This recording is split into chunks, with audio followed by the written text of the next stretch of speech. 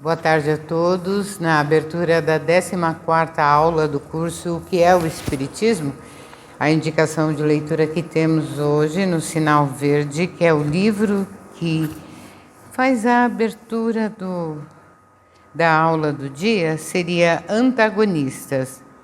O adversário em quem você julga encontrar um modelo de perversidade talvez seja apenas um doente necessitado de compreensão. Reconheçamos o fato de que muitas vezes a pessoa se nos torna indigna simplesmente por não nos adotar os mesmos pontos de vista. Nunca despreze o opositor, por mais íntimo que pareça. Respeitemos o inimigo, porque é possível seja ele portador de verdades que ainda desconhecemos, até mesmo em relação a nós. Se alguém feriu a você, perdoe imediatamente, frustrando o mal do nascedouro. A crítica dos outros só poderá trazer-lhe prejuízo se você consentir. A melhor maneira de aprender a desculpar os erros alheios é reconhecer que também somos humanos e capazes de errar, talvez ainda mais desastradamente que os outros. O adversário, antes de tudo, deve ser entendido por irmão, que se caracteriza por opiniões diferentes das nossas. Deixe os outros viverem a sua própria vida e eles deixarão você viver a existência de sua própria escolha. Quanto mais avança a ciência médica, mais compreende que o ódio em forma de vingança, condenação, ressentimento, inveja ou hostilidade está na raiz de numerosas doenças e que o único remédio eficaz contra semelhantes calamidades da alma é o específico do perdão no veículo do amor. Leitura super clara, né? Não pede nem explicação, né? Muito objetiva. Agora o Gabriel começa a aula de número 14. Boa aula, Gabriel. Obrigado. Boa tarde a todos. Hoje, né, como a Eliana expôs aqui, vamos fazer a 14ª aula, né, do livro O que é o Espiritismo, onde o tema que a gente vai aprofundar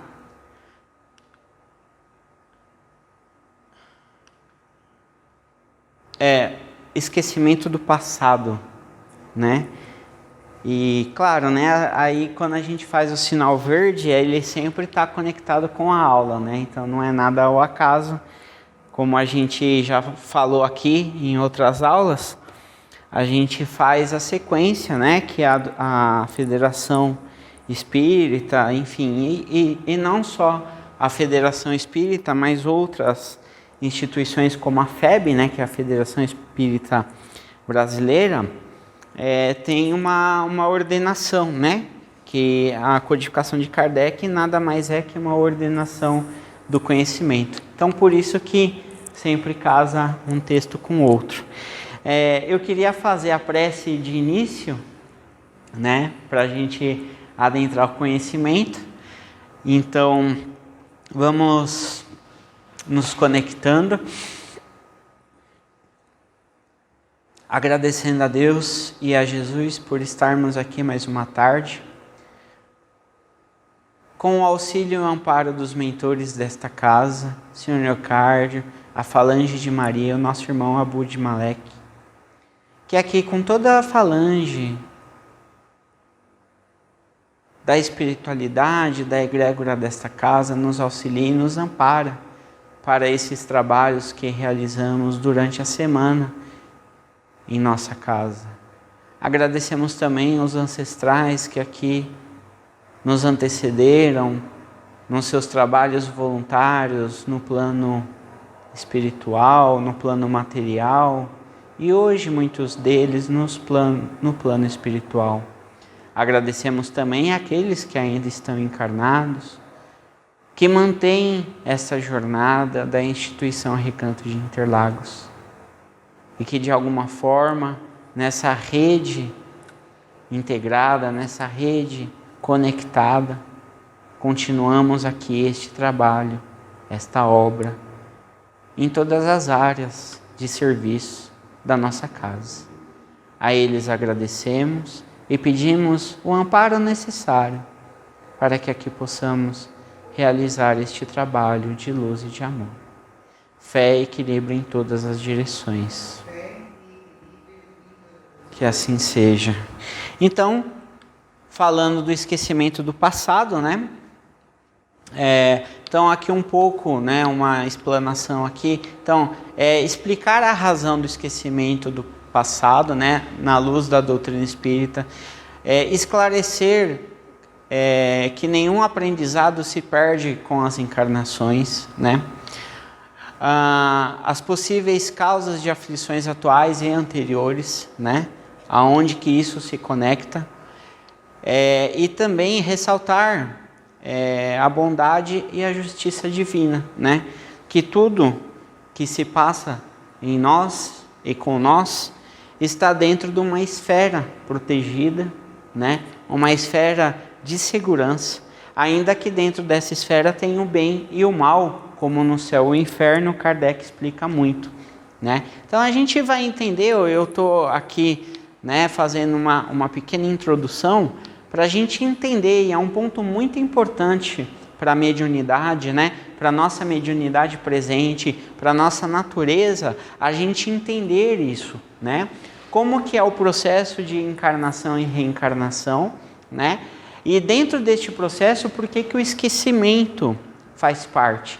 E aqui, durante o texto, a gente vai se conectar com situações muito atuais, que faz a gente começar a sentir, não apenas estudar, mas a gente começar a sentir o que significa isso dentro das leis divinas e dentro das leis naturais, né? Então, o início, né? Então, a gente adentrando no contexto aqui, o início de uma encarnação para o homem é sempre cercado de expectativas e dúvidas, né? Então, como Kant diz, né, nas experiências, nas volições, na projeção, no dualismo, em várias questões que nada certifica os esclarecimentos sobre a vida, sobre a morte, sobre o todo no qual nos encaixamos. Então sempre temos as expectativas e as dúvidas. Então, logicamente que isso faz parte dentro da natureza humana, né? É uma nova experiência que se inicia, né? Então é uma nova oportunidade que temos para evoluirmos, né? O ser apresenta-se como um livro em branco. E é isso. A gente vai no decorrer da vida escrevendo as nossas histórias, nos conhecendo, nos melhorando. Então sempre temos este livro branco, né? Este livro branco é aquela etapa da gente criança até os 12, 13 anos, né? Que a ciência já se aprofunda muito nessas questões. E a doutrina espírita explica um pouco o porquê disso. Então, a partir da adolescência, começamos a nos conectar com algumas coisas. Começamos a definir a página que vamos escrever para ir completando este livro, que é todo o processo da nossa história enquanto ser, em que deverá escrever a história de sua existência. Então, é como eu coloquei. A gente, a partir de uma nova encarnação, a gente escreve um novo capítulo, mas a história do livro, este livro, ele é mais amplo do que a gente imagina, ele é mais amplo do que esta vida presente, né? Então esta vida presente, na verdade, ela é um dos capítulos do livro, e a gente vai escrever nessa história. Conforme a gente vai escrever nessa história, a gente vai se conectando com outras questões, no sentido que a gente vai entender lá na frente. Então, o espírito é imortal, ele não morre, como a gente já mostrou aqui nas aulas anteriores do mesmo livro, tendo vivido muitas outras encarnações. O homem é uma obra em andamento, Ou seja, somos um livro que está sendo escrito. Um livro que se encontra preenchido em boa parte de suas páginas. Por que não conseguimos lê-lo? E aí começa a entrar aqui a ênfase da questão do esquecimento. Porque faz parte do processo encarnatório o esquecimento do passado. Então temos uma explicação. Em razão deles, somos mais autênticos. Então tem um porquê de esquecermos tudo que está no passado. Porque não conseguimos maquiar essa estrutura principal, que é a nossa personalidade global do espírito, digamos assim. Como em algumas palestras aqui já foi explícito, né? As personalidades, as multifacetas que temos. E hoje a ciência explica isso dentro da psicanálise, né? Isso é muito estudado dentro de todas as áreas da vida, né? Dentro do mundo profissional, dentro do mundo pessoal, afetivo, enfim, e a gente vai se conectando isso em todos os momentos. Ou seja, aqui então entendemos que a nossa estrutura de personalidade atual, ela é compatível com a mesma estrutura no sentido espiritual, né? Então, passamos a ser mais autênticos, ou seja, em criança não temos a personalidade formada. A partir da adolescência, vamos formando a nossa personalidade até a longevidade da vida encarnada. E aí vai aparecendo as características deste ser com as vidas passadas. E aí vamos formando a nossa personalidade consciente e inconsciente. Se o passado estivesse vivo em nossa consciência, tornar-se-ia certamente um empecilho para novas experiências. Ou seja, se lembrássemos das questões do passado, teríamos dificuldade para o desenvolvimento de novas características, de novas experiências. Ou seja, para o nosso progresso espiritual, que tanto é dito, a reforma íntima, enfim, todas essas questões. Se nós lembrássemos dos erros cometidos, ou dos que contra nós foram cometidos, viveríamos torturas pela culpa, pelo remorso, pelo desejo de vingança e etc. Ou seja, os vícios estariam mais em ênfase do que as virtudes. E as virtudes, a gente entende que ela está dentro deste contexto aqui. Expectativas e dúvidas. Vamos desenvolvendo os nossos vícios, que os vícios ele faz parte do primitivo. Então passamos a dar um nome para aqueles vícios, né? Que são as culturas arraigadas na questão material, como ser irracional ou com um pouquinho mais de racionalidade lá das nossas épocas primitivas do homem neandertal. Né? Então as expectativas e as dúvidas elas vão se evoluindo conforme vamos deixando os vícios para trás. E então a gente vai se conectando,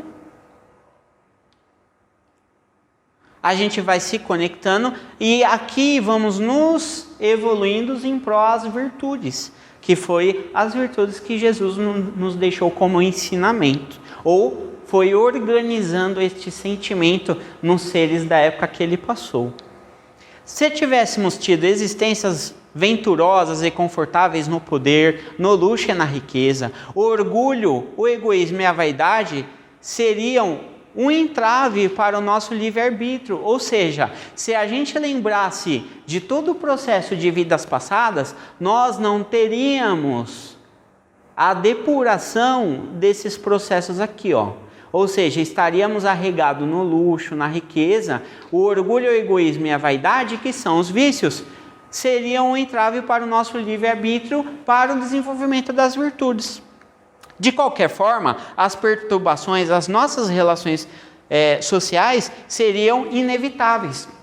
Ou seja, mesmo sabendo de quem fui e o que fiz no passado, ou que fizeram para mim no passado, essas relações sociais seriam inevitáveis, as dificuldades seriam inevitáveis. A diferença é que a gente não iria desenvolver, depurar esses vícios aqui arraigados com as questões do egoísmo, né, como diz aqui, do egoísmo, a vaidade, entre outros.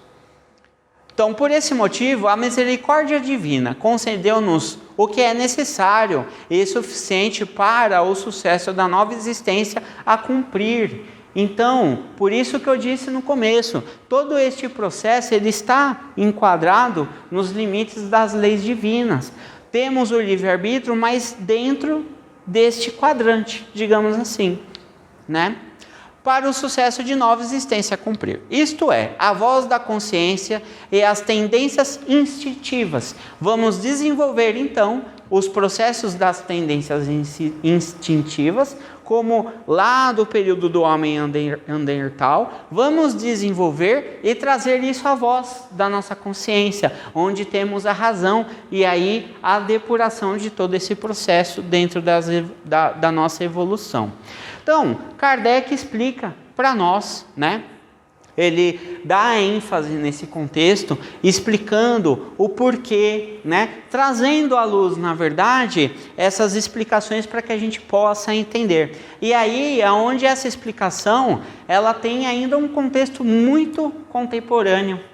A gente talvez agora está começando a sentir, a perceber e concretizar, materializar todo esse processo. Claro que individualmente e dentro das percepções e experiências de cada indivíduo. Então ele escreve sobre o esquecimento do passado. O espiritismo renasce frequentemente no mesmo meio. O espírito, nasce frequentemente no mesmo meio em que viveu. E se encontra em relação com as mesmas pessoas, a fim de reparar o mal que lhes tenha feito, e vice-versa. Se nelas reconhecessem as mesmas que havia odiado, talvez o ódio reaparecesse. E aí você não teria a oportunidade de não ter mais ódio daquela pessoa. Ou seja, você não transformaria o ódio em amor. O homem traz, ao nascer, aquilo que adquiriu. Então nós viemos com as bagagens de forma organizada, claro, isso ainda é um contexto que vamos entender no decorrer da história humana, mas a gente traz aquilo que adquiriu. E aí é que está o ponto que estamos entendendo e até estudando também isso. Quais são, o que é que nós trazemos, né? Entendemos, e aí a gente começa a entender um pouco, né, nos dias de hoje, passado 200 anos, começar a entender isso associado aos processos de psicanálise. Né? Então, estudos que vão se encontrando e a gente passa a ter, talvez, penso eu, opinião pessoal, em tempos próximos, a condição de entender um pouco melhor isso, essa sistemática. Então, ele nasce exatamente como se fez. Cada existência é um novo ponto de partida. As más tendências atuais indicam o que ainda é necessário corrigir. Então, o que nós trazemos no ponto da encarnação atual, as sombras, como diz Joana de Ângeles, e quando a gente consegue se conhecer, né? Então, se fala muito da reforma íntima, mas para eu enquanto ser, conseguir fazer a reforma íntima, eu preciso me conhecer, entender quais são as minhas falhas. Então, sei lá, sou uma pessoa muito ciumenta dentro de um relacionamento. Eu vejo que a pessoa que está comigo sofre. Então, essa possivelmente é uma grande tendência que eu trago de outras encarnações. E aí, por meios de terapias diversas que temos acesso hoje, por meio dos estudos da doutrina espírita, de Joana de Ângeles, da psicanálise, enfim, todos os recursos que temos acessos espirituais e não espirituais diretamente, né, no caso a ciência, entendermos essas possibilidades que indicam o que ainda é necessário corrigir. De forma simples e objetiva, é isso que Kardec quer dizer. As tendências atuais indicam que ainda é necessário corrigir. Ou seja, as minhas dificuldades de personalidade em me lidar com o meio social. Basicamente, é essas dificuldades que temos. É isso que precisa corrigir. Porque aquilo que eu me relaciono com os outros é o que está dentro de mim e eu tenho dificuldade de me relacionar comigo mesmo. E Kardec assim continua. Os problemas não são resolvidos no passado. Depois que eu morri, eu não resolvo mais nada nessa vida presente. Porém, eu vou para o plano espiritual, como na doutrina espírita sabemos, nos mantemos no plano espiritual, nos conhecemos, nos estudamos, analisamos todas as nossas vidas pregressas, todas as nossas encarnações passadas, organizamos aquilo dentro das possibilidades, dentro de um cronograma, dentro de uma hierarquia de situações. Nada é passado de um ponto para o outro. Eu vou de um ponto para o outro, mas seguindo um caminho. Eu vou ter que passar por aquele caminho. Volto na vida próxima, na vida encarnada futura, na vida material, para que organize esses problemas que não foram resolvidos no passado. E aqui esses problemas é de mim para comigo, mas para com os outros também. É 80 para 20. Eu vou resolver 80% dos meus problemas independente. Eu posso ter sofrido uma condição, mas eu tenho que dar oportunidade para aquele que me fez mal resolver os problemas dele. E aí a gente não pode ficar incrustado em sentimentos e em pensamentos perversos nas virtudes negativas, ou nos vícios, preso aos vícios do pensamento, do egoísmo, da vingança, e isso existe no plano material e no plano espiritual. E com isso é o que traz Kardec: os problemas não são resolvidos no passado, então não adianta a gente ficar no passado. Independente de onde estamos, no plano espiritual ou no plano material, temos que entender quais são as nossas dificuldades, as nossas más tendências que precisam ser melhoradas. E isso é enquanto somos seres inteligentes, independente da roupa que vestimos no material e no espiritual. Então, continuando, mantém-se presentes na consciência. Então esses problemas não vai estar lá na Inquisição, esses problemas não vai estar lá nas lutas medievais, esses problemas não vão estar lá entre os povos de um reinado com outro reinado, ou de um país com outro país. Esses problemas não vão estar lá nas políticas que se passaram da humanidade, na Segunda Guerra, na Primeira Guerra, não vão ficar lá. Eles vêm com a gente na consciência. Todos os nossos vícios, que sejam os ciúmes, a vingança, o ódio contra o próximo e do próximo contra mim, alguém que tenha ódio de mim sem eu ter feito nada pela pessoa, quanto que isso não acontece? Mas eu sofro as consequências do que o outro pensa de mal para mim. Então é isso que a gente tem que eliminar, porque está tudo na nossa consciência. A nossa consciência é o arquivo do nosso espírito, é o arquivo do nosso ser. Aqui está o juízo final, que nunca é o final. Juízo final não vai existir, porque o que existe do juízo final é quando a gente resolve esses problemas. Por isso que nos colocamos novamente na vida, esquecendo o que estava no passado. Por quê? Porque vamos modificar isso dentro dos fluidos cósmicos universais, que são as nossas evoluções aonde vamos nos colocar. O fluido cósmico universal, ele está no topo e no baixo. É nós que vamos nos navegar nesse fluido cósmico. Então, para mais alto podermos subir, precisamos melhorar a nossa consciência. Então, essas informações do que se passou no passado ainda latente, está guardadinho lá, mas sempre nos conectamos. Muitas vezes a gente pode fazer mal para um ser 10 vezes, numa mesma situação, em vidas diferentes, até mesmo na mesma vida. A gente não faz isso, porque não vai fazer isso num plano espiritual. Então, quando a gente se põe numa nova encarnação, esquecendo o que está no passado, o nosso espírito, como diz a Adriana, a nossa mônada principal, com as mônadas baixas, e aqui se conecta totalmente com a energia quântica, que a energia quântica explica uma grande parte se faz de outras pequenas. Um organismo nosso interno se faz de outros organismos, que são as células. Uma célula ruim pode destruir uma grande parte, que vai contaminando outras células boas. Essa natureza do nosso organismo é a que está na nossa mente. A nossa mente é constituída de um processo quântico, das pequenas coisas para as grandes. O universo é assim. Uma galáxia dentro de outra galáxia, isso vai crescendo. Somos o resultado do planeta. Os nossos filhos, quando vêm de nós, é consequência do nosso DNA.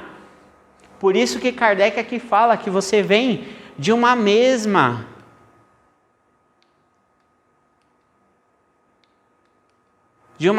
família, ele fala aqui no livro. Então precisamos entender de vez por todas esse processo da nossa natureza e desgarrar de discussões que nos prende à inércia.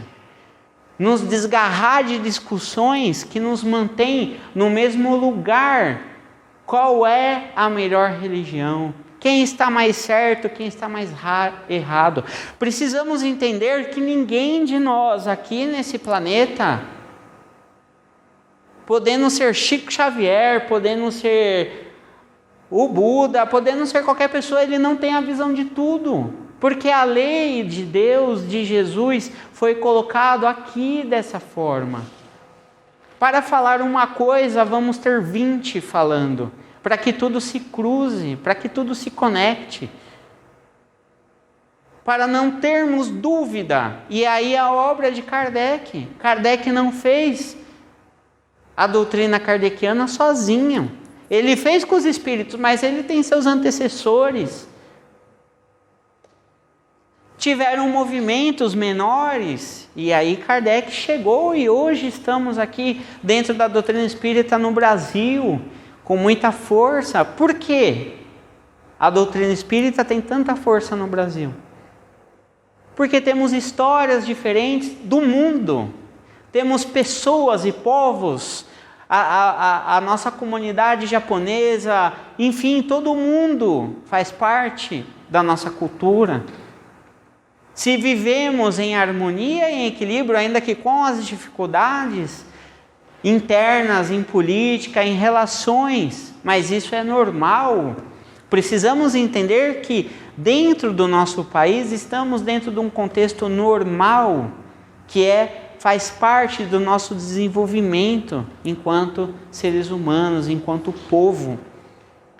O que já foi superado, funde-se. Então eu superei uma dificuldade, uma sombra que foi resolvido, ou seja, essa encarnação, eu resolvi muitas coisas. Então isso vai se fundir na minha personalidade, isso vai se cristalizar na minha personalidade. E aqui temos a explicação, porque a doutrina espírita explica que não voltamos mais para trás. Paramos do mesmo lugar, mas não voltamos mais para trás. Por quê? Isso cristaliza na nossa personalidade. Isso é materializado no nosso ser. E a gente vem por uma vida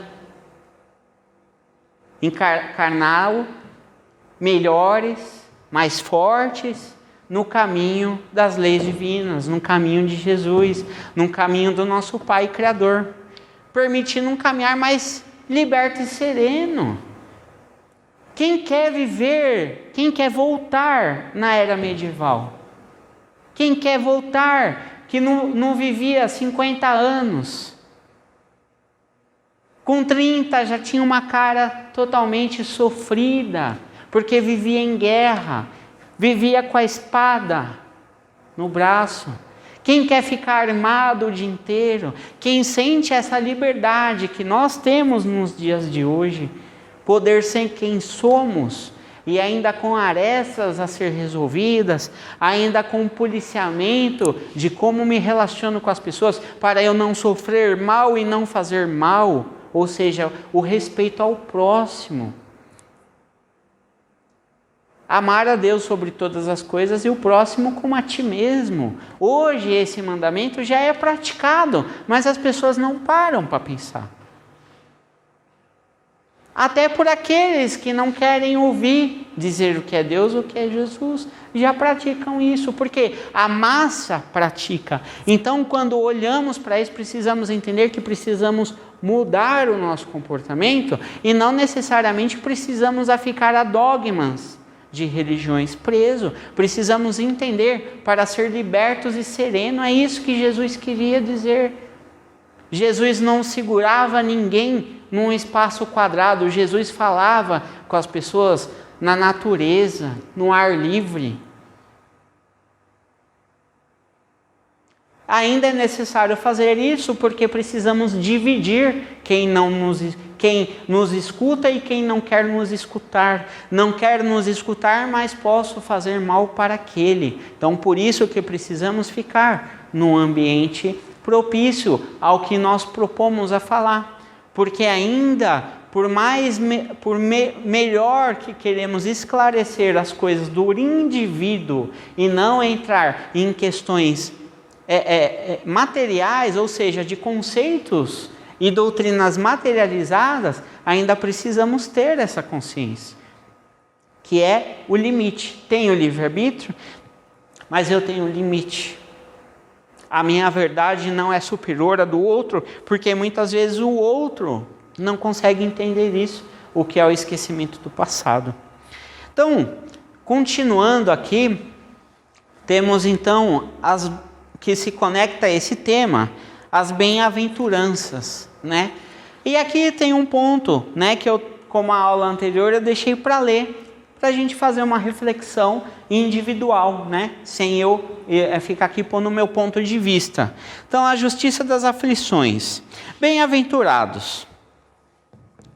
Vendo ele as multidões, né? Então ele, Jesus, subiu a montanha. Ao sentar-se, aproximaram-se dele os seus discípulos, e pôs-se a falar, e os ensinavam, dizendo: Felizes os pobres no espírito, porque deles o reino dos céus. Felizes os mansos, porque herdarão a terra. Felizes os aflitos, porque serão consolados. Felizes os que têm fome e sede de justiça, porque serão saciados. Felizes os misericordiosos, porque alcançarão a misericórdia. Felizes os puros de coração, porque verão a Deus. Felizes os que promovem a paz, porque serão chamados filhos de Deus. Felizes os que são perseguidos por causa da justiça do homem, porque deles é o reino dos céus. Quando a gente fala do homem, essa justiça não necessariamente são as justiças do Código Civil, do Código Penal. Pode ser uma opinião individual, aquilo que eu penso para o outro. Isso é importante a gente incluir aqui. Ou seja, o pensamento meu enquanto homem. Toda a felicidade prometida por Jesus aos aflitos e necessitados no planeta Terra certamente virá na vida futura, como a gente colocou aqui. Mas é tremendamente difícil acertar hoje o sofrimento para desfrutarmos os dias venturosos no que para nós ainda é um futuro incerto e desconhecido. Comumente o que acontecem são os questionamentos. Por que uns sofrem mais que outros? Porque uns nascem na miséria e outros na opulência, como aqui foi falado, sem que fizessem coisas alguma para justificar que posicionamento, porque uns nascem perfeitos fisicamente e outros não. Destacamos, sobretudo, a falta de compreensão no aspecto da visão global do bem e do mal, tão desigualmente distribuídos entre o vício e a virtude, enxergando homens de bem entre os maus e viciosos que prosperam em detrimento dos bons. Ou seja, nesse ponto são os diferentes no mesmo ambiente, para que de uma forma, de um ponto negativo, um ponto positivo, o desenvolvimento de cada um aconteça em comunhão, né? Por isso que é muito falado que sozinho não fazemos nada. Inclusive o nosso desenvolvimento espiritual não conseguimos sozinhos, porque sem o relacionamento entre as pessoas, interpessoal, não temos a oportunidade desse desenvolvimento. A fé no futuro pode consolar e propiciar a paciência necessária, mas não elucida estas aparentes irregularidades, que podem sugerir um abandono por parte de Deus ou a inexistência da justiça divina, que é o ponto que enxergamos, né? Entretanto, a partir do momento que aceitamos a existência de Deus e que é soberanamente justo e bom, que ama com igualdade a todos os seus filhos, sem nenhuma preferência e que, portanto, trata seus filhos da mesma maneira, dando a uns privilégios e outros recusando esses benefícios. Deus é suprema perfeição, é todo-poderoso, todo justiça e bondade, pois sem isso não seria Deus. Desse modo não poderia agir com capricho e parcimônia diante de seus amantíssimos filhos.